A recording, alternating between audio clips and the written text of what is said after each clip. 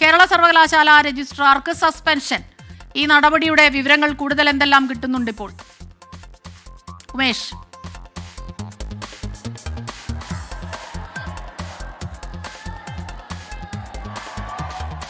രജിസ്ട്രാറെ suspend ചെയ്ത് vice chancellor Umesh ബാലകൃഷ്ണനാണ് ചേരുന്നത് വിവരങ്ങളുമായി. കേരള സർവകലാശാല രജിസ്ട്രാർക്കെതിരായ നടപടിയുടെ കൂടുതൽ വിവരങ്ങൾ ലഭിക്കുന്നുണ്ടോ ഉമേഷ്? തീർച്ചയായും ഒരു അസാധാരണ നടപടിയിലേക്ക് കേരള സർവകലാശാല കടന്നിരിക്കുന്നു. ഈ ഭാരതാംബ വിവാദത്തിൽ വൈസ് ചാൻസലർ തന്റെ പ്രത്യേക അധികാരം ഉപയോഗിച്ച് ഇപ്പോൾ രജിസ്ട്രാറിനെ സസ്പെൻഡ് ചെയ്തിരിക്കുന്നു. രജിസ്ട്രാർ KS അനിൽകുമാർ ഗവർണറോട്, ചാൻസലർ കൂടിയായ ഗവർണറോട് അനാദരവ് കാണിച്ചു. ഇതേ തുടർന്നാണ് സസ്പെൻഷൻ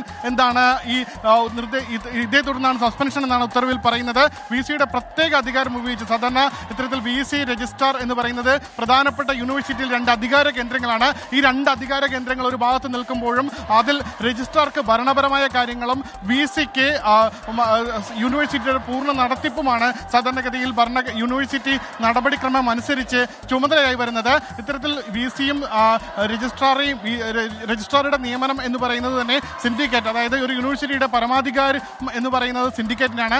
ആ സിൻഡിക്കേറ്റിന്റെ കൂടിയാലോചനകൾക്കും ചർച്ചകൾക്കും ശേഷം മാത്രമാണ് രജിസ്ട്രാറുടെ നിയമനത്തിലേക്ക് വരെ എത്താൻ കഴിയുക. എന്തായാലും അസാധാരണമായ നടപടിയിലേക്ക് ഇപ്പോൾ മോഹനൻ കുന്നുമേൽ കടന്നിരിക്കുന്നു.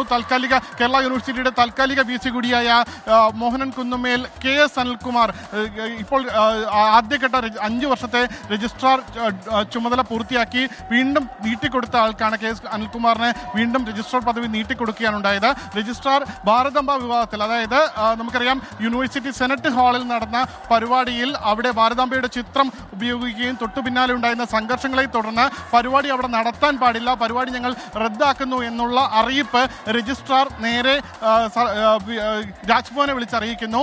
ആ രാജ്ഭവനെ വിളിച്ചറിയിച്ചത് ഇത്തരത്തിൽ രജിസ്ട്രാർ ചെയ്തത് വൈസ്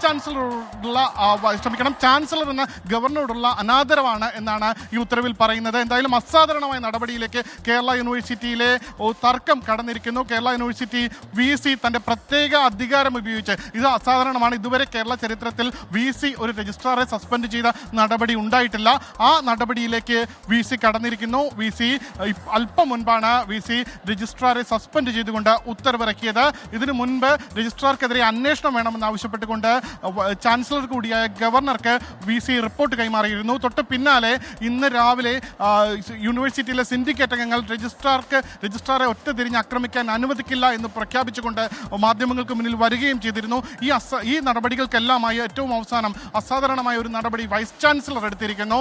വൈസ് ചാൻസലർ സ്വന്തം നിലയ്ക്ക് തന്റെ പ്രത്യേക അധികാരം ഉപയോഗിച്ച് ഇപ്പോൾ രജിസ്ട്രാറെ സസ്പെൻഡ് ചെയ്തിരിക്കുന്നു. എന്തായാലും രാഷ്ട്രീയമായി തന്നെ വലിയ മാനമുള്ളതാണ് ഈ നടപടി. കാരണം രജിസ്ട്രാർ സർക്കാരിന് ഏറ്റവും വേണ്ടപ്പെട്ട ആൾ കൂടിയാണ്, സർക്കാരിനോട് ചേർന്ന് നിൽക്കുന്ന ആളാണ്. VC സ്വാഭാവികമായി VC ആദ്യം നിയമിക്കുന്നത് മുൻ ഗവർണറാണ്. മുൻ ഗവർണർ ആദ്യം ആരോഗ്യ സർവകലാശാല VC ആയിട്ടാണ് മോഹൻ കുന്നുമേലിനെ നിയമിക്കുന്നത്. അതിനുശേഷം കേരള യൂണിവേഴ്സിറ്റി വൈസ് ചാൻസലർ പദവിയിൽ ഒഴിവ് വന്ന സാഹചര്യത്തിൽ ആരോഗ്യ സർവകലാശാല VC-ക്ക് അധിക ചുമതല കേരള യൂണിവേഴ്സിറ്റിക്ക് കൊടുക്കുകയാണ് ഉണ്ടായത്.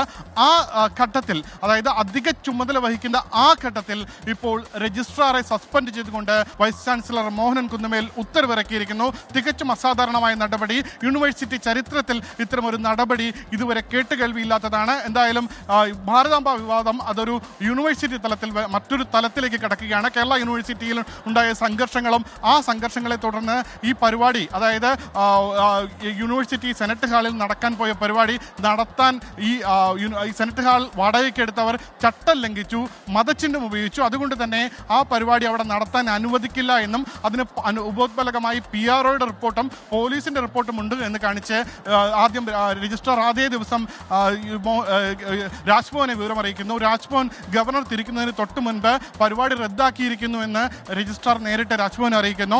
ആ അറിയിപ്പ് വകവയ്ക്കാതെ ഗവർണർ നേരിട്ട് പരിപാടിയിലേക്ക് എത്തുന്നു. എന്നാൽ ഇത്തരത്തിൽ VC-യോട് ചോദിക്കാതെ നേരിട്ട് രജിസ്ട്രാർ രാജ്ഭവനുമായി ബന്ധപ്പെടുകയും ഇങ്ങനെ ഒരു പരിപാടി റദ്ദാക്കി എന്നുള്ള വിവരം ബാലകൃഷ്ണനാണ് ഈ വാർത്തയുടെ വിശദാംശങ്ങൾ നൽകിക്കൊണ്ടിരിക്കുന്നത്.